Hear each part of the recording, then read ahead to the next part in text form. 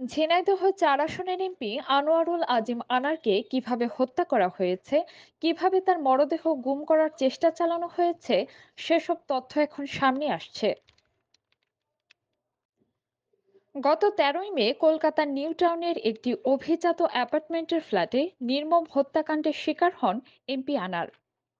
ভারতীয় সংবাদ মাধ্যম মিন্ট শুক্রবার পুলিশের বরাতে জানিয়েছে, এমপি আনারকে হত্যা ও তার মরদেহ টুকরো টুকরো করার পর সেটির পাশে বসেই খাবার ও মদ খায় হত্যাকারীরা।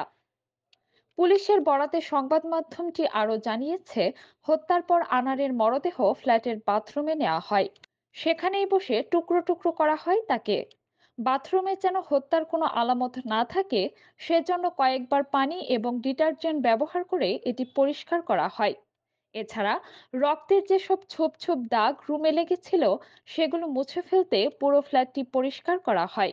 সংবাদ মাধ্যমটি আরও জানিয়েছে, আনারের মরদেহের বড় বড় হাড্ডি এবং মাথার খুলি টুকরো করার জন্য চাপাতির মতো কোনো কিছু ব্যবহার করা হয়। আর মরদেহটি টুকরো করার কাজ করে জিহাদ হাওলাদার নামের এক ব্যক্তি। এই জিহাদ হাওলাদার ব্যক্তি পেশায় একজন কসাই। সফলভাবে হত্যাকাণ্ড সম্পন্ন করার পর কসাই জিহাদ মুম্বাই অথবা বাংলাদেশে পালিয়ে যাওয়ার পরিকল্পনা করছিলেন, কিন্তু তার অন্যান্য সঙ্গীরা পালাতে পারলেও তিনি পালাতে পারেননি।